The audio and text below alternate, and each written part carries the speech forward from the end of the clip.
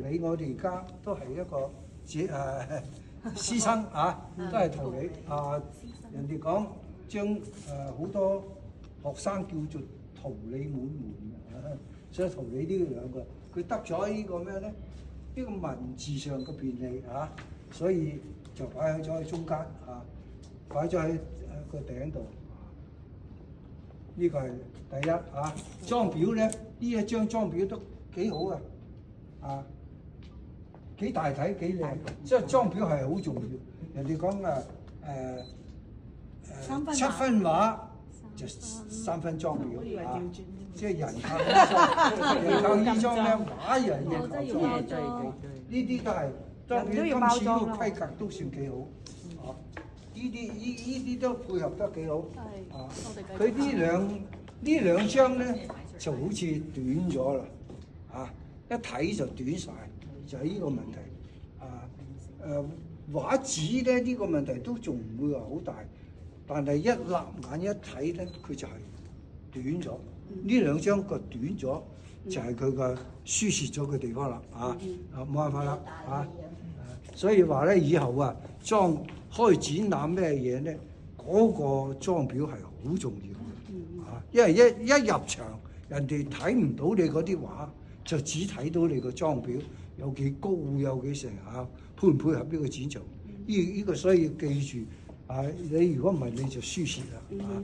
你如果唔係裝裱得好嘅，或者點，你始終擺唔到中間嘅，擺唔到係一個重要嘅地方。只有擺咩咧？擺埋角落或者係啊，邊邊班啊？呢個字咧夠大啊，夠大夠氣魄啊！呢個咩字嚟㗎？呢個虎字，虎啊，虎字，老虎嘅虎啊！係啊！呢啲幾好。呢個咧就因為同一個表工做嘅，所以咧都要配合起嚟。老師好似襯托住你咁啊！因為佢呢個表工問題，佢佔咗呢個便利啊，寫大咗。但係有時咧呢啲紙唔係幾好，呢種紙我都覺得唔係幾好。嗱，佢呢個咧個墨啊，就好似有啲問題，寫得唔係幾協調呢個。呢個5字都唔錯，呢個5字咧佢個淡，佢個墨變化就有，呢個有咗個墨嘅變化。老師呢個咩字嚟？呢個5字，但係佢有咗墨嘅變化之後咧，就好，即係睇出用紙寫咧係事實上勝過呢啲曳紙啊，即係好紙同曳紙之間嘅差。呢兩張都幾好。黃奇欣，你行埋去呢兩張嘢嘅。黃奇欣都係幾，即係接受能力幾好。一個啊，幾快啊？點啊？睇唔出嚟話爭啲豐富，有好多種花同埋其他嘅喺呢個花料上面啊，都基本上啊都叫做幾全面㗎啦，呢啲啊。但係我哋今次嘅書法咧，本來我哋個班咧係教過題書嘅，但係就冇人寫題書出嚟，因為可能係唔夠，仲未夠功力啊，大家唔想拎出嚟字。下次啊，今次所以單一嘅就係行書，楷書又冇，隸書又冇嚇。老師，你早啲講人哋啊，攞啲作品出嚟。唔係㗎，都趕唔切㗎啦，因為寫隸書嘅時間唔長。第二嘅嚇，廖迎允呢張咧就算好成功寫得嚇，個佈局又幾靚啊，多即係嗱，即係粗幼嘅變化，粗嘅幼嘅嚇，又寫得幾流暢。呢張喺佢嘅作品裏邊嚟計係比較好嘅作品嚟嚇，呢張迎允呢張又咁呢個國寶有個新嘅咩咧就係搽胭脂嚇，可能佢搽完胭脂佢又認為熊貓齊呢啲呢個係女仔嚟嘅，係女仔嚟嘅。畫熊貓咧就睇到好多人畫熊貓啦，就只有第一次係見過齊胭脂嘅。心裏面有個氣魄有個氣魄要寫大，所以佢嘅速度好快。寫得冇幾多個禮拜啫，佢就要寫大字。佢個胸裏面啊，就好似有一股力量衝住佢，要表達出嚟，係咪啊？係咪有一團火啊？犀利！要表達出嚟，所以我咧就由佢寫，由佢寫。本嚟咧就應該要寫翻咁上下大嘅，先逐漸大。而家就由佢，等佢自己發揮。佢於是乎發揮出呢個咁嘅樣，亦都算唔錯非常可貴。而家係佢邱俊平邱俊平 ，Stanley 喺前邊，係佢呢個又寫得幾好。呢副隊嘅隊文咧就喺廣州以前花市嗰度咧，西湖路嘅花市嗰個就嗰個年都係咁寫紅日九州生意旺，東風一夜百花開，寫得好，即係好有吉祥氣。呢個又係周俊平嘅放呢張咧，呢啲梅花點燈都已經入門啦，已經有成績啦因為老師隻獎我就加隻雀上去，幾好。淡月係邊個董鴨一個靚女嘅哇！好興奮啊！好興奮！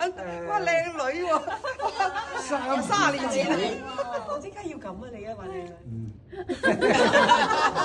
三條金魚咧就係生金啦生金度咁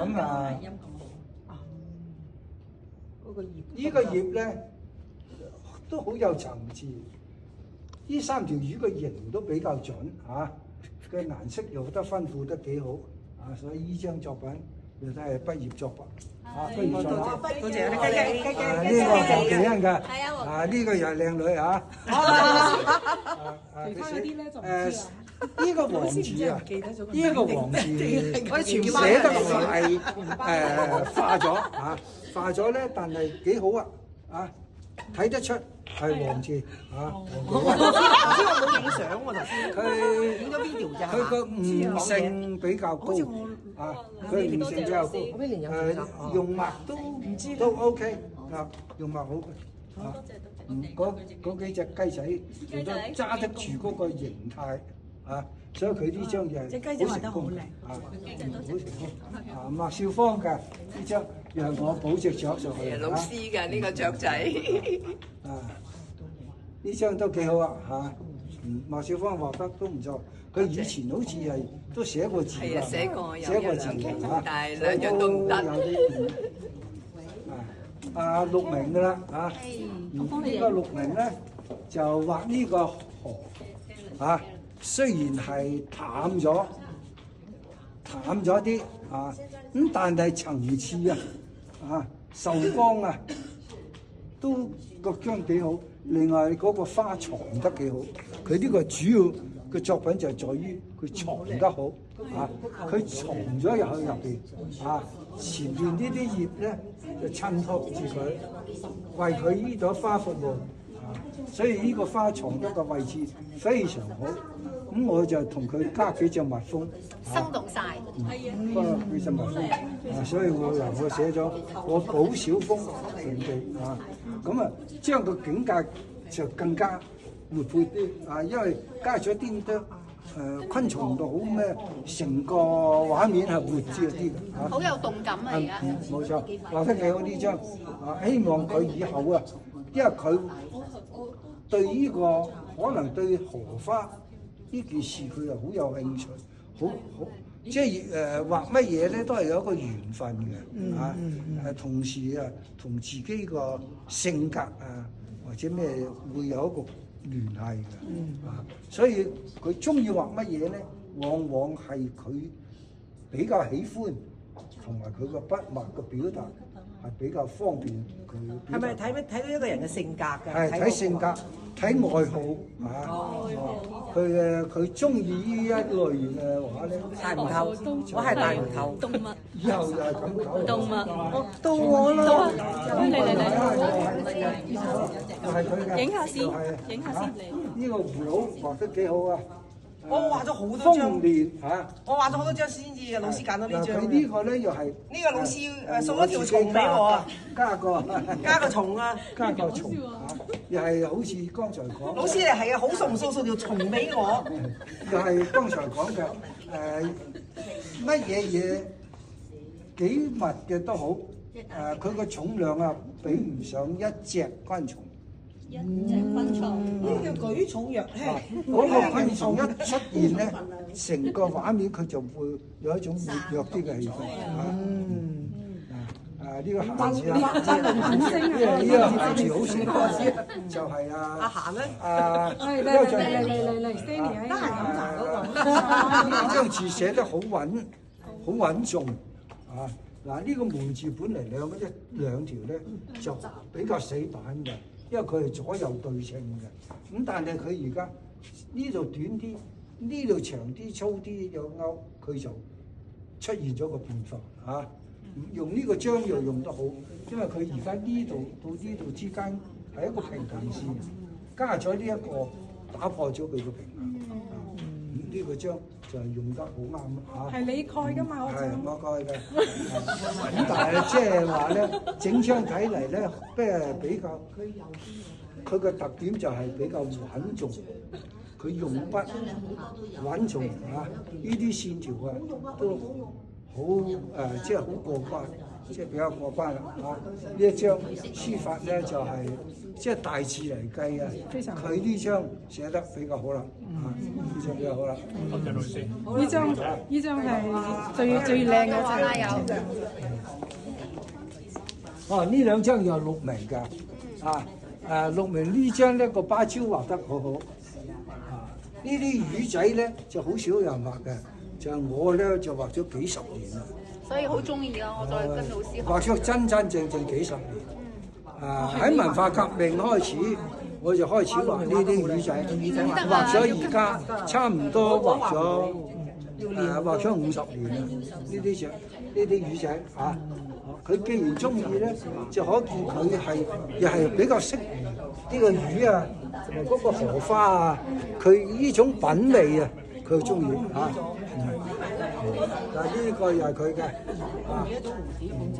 蝴蝶。蝴蝶係老師畫㗎係嘛？唔係，我都係老師畫㗎。哇，畫得好靚喎！老師教。多謝老師。呢個就咁啊！